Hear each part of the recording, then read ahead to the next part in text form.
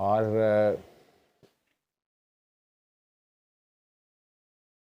سچ جھوٹ تو خدا جانتا ہے کہ لارڈ مکالے کا خط جو تھا وہ سچ تھا یا جھوٹ تھا یا سوشل میڈیا کی شرارت ہے. کہا جاتا ہے کہ یو کے کی پارلیمنٹ میں آج بھی وہ ہے جس میں اس نے لکھا جب ابھی انگریزوں نے یہ ملک فتح نہیں کیا تھا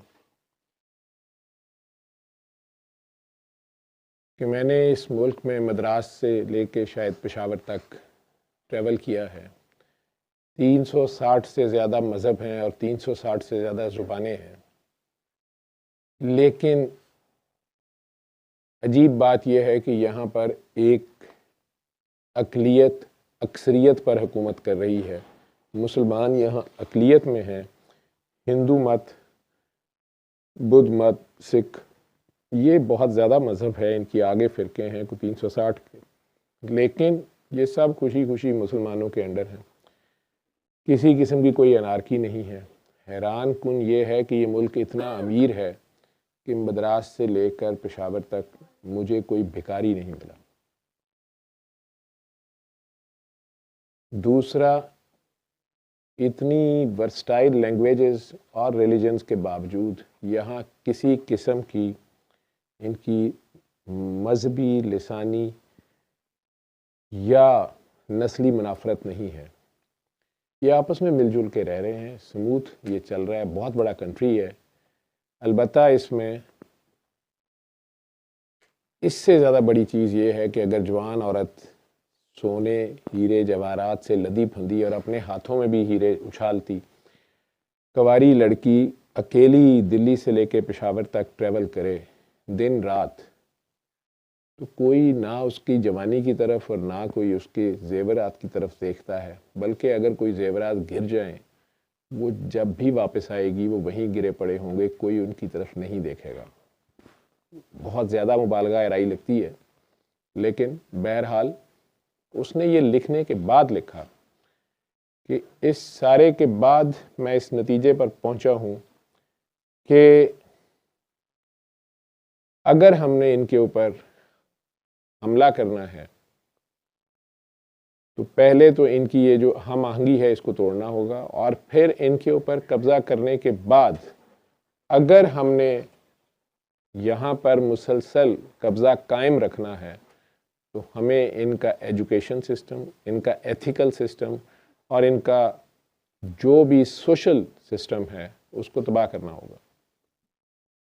اور انہوں نے کر دیا. آج ہمیں نہیں پتا کہ بر صغیر میں کون سا ایجوکیشن سسٹم تھا. کالج سکول تو گوروں نے بنائے ہیں. کون سا ہیلتھ سسٹم تھا. اتنی زیادہ آبادی تھی، صحت تھی تو تھی. وہ کون سی میڈیسن کا علم تھا. ایلوپیتھی تو بعد میں ادھر سے آئی ہے. اسی طرح یہ اتنے زیادہ آج جو ایک دوسرے کی آنکھوں میں آنکھیں ڈال کے دشمنوں کی طرح دیکھتے ہیں، ہندو، مسلمان، ایون انڈیا میں خود کٹھے رہتے ہوئے کئی بار آپ سنتے ہیں کہ وہاں پر مذہبی فسادات ہو گئے، چاہے جمہوریت ہے، جو کچھ بھی ہے. یہ سارا کچھ جس طرح بویا گیا وہ ایک لمبی کہانی ہے. اگر آپ غور سے ہسٹری کا مطالعہ کریں گے تو انڈیا پاکستان میں پہلا مناظرہ کرنے کے لیے لندن سے گورا آیا تھا، پادری، اور اس نے یہاں کے ہندوؤں کو للکار دیا تھا، اور ہندوؤں کے ساتھ مسلمانوں نے مل کے ان سے مقابلہ کیا تھا. پھر یہ فیشن بنا، میڈیا آیا، اس زمانے کی جو بھی اخبار تھی، اور آہستہ آہستہ مختلف مذہب کے لوگ آپس میں ایک دوسرے سے مناظرے شروع ہو گئے کہ ہم تم سے بہتر ہیں. اس کے باوجود 1857 کی جنگ آزادی میں یہ چیز نوٹ کی گئی کہ جب مذہبی سینٹیمنٹ کو چھیڑا گیا، یہاں کے لوگوں کی سینکچٹیز کو چھیڑا گیا، تو انگریزوں کے لیے سنبھالنا مشکل ہو گیا. وہ ایک ٹیسٹ ڈوز تھی کہ یہ کتنا اپنے مذہب کے بارے میں سینسٹیو ہیں، مسلمان یا ہندو. یہ بھی تاریخ گواہ ہے کہ مسلمانوں کو پرٹیکولر ٹارگٹ کیا گیا جن سے حکومت چھینی گئی تھی، اور مسلمانوں نے بھی ان سے نفرت کے چکر میں نہ ان کے نئے سسٹم کو اپنایا، نہ ایجوکیشن اور نہ کچھ، جو بعد میں سر سید احمد خان نے اور اس طرح کے اور لیڈران نے آہستہ آہستہ قوم کو سائڈ پہ لگایا۔ لیکن جس چیز کو انہوں نے سب سے زیادہ فیل کیا، انہوں نے یہ فیل کیا کہ یہ مسلمان جو ہیں آپس میں جتنے مرضی ان کے فرقے ہیں، لیکن بیٹا وہ راستہ دے دیجیے گا، سوری لے لیا سارا کچھ، پھر بھی کچھ لینا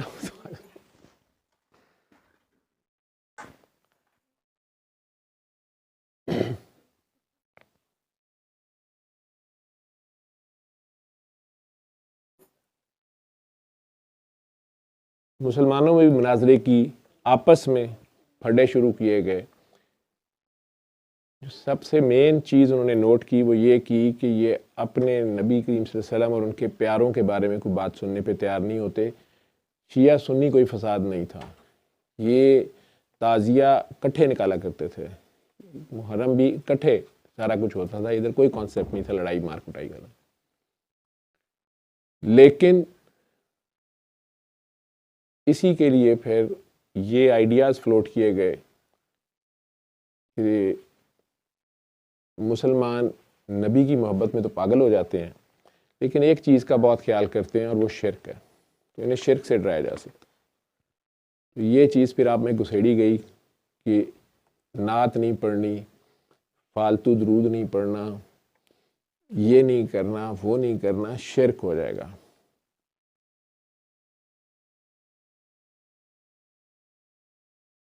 کچھ دربار خود پروموٹ کیے گئے جہاں بندے بنائے گئے، اس لیے کوئی بڑا دربار، بہت بڑا دربار ہونا یہ کوئی گارنٹی نہیں ہے کوئی بزرگ بہت بڑا۔ اینی ویز وہ ایک علیحدہ کہانی ہے۔ اور گدیاں بٹیں اور حکومت کے اپنے بندے جو حکومت کو فیور کرتے تھے وہ گدی نشین بنائے گئے۔ اس کے باوجود علماء بھی ڈٹے کچھ، تو پھر ان کے اپوزٹ علماء بنائے گئے، مدارس بنائے گئے، اور یہ پوری بحث مسلمانوں کی آپس میں چھڑ گئی، نعت پڑھنی ہے کہ نہیں پڑھنی، میلاد پڑھنا ہے کہ نہیں پڑھنا۔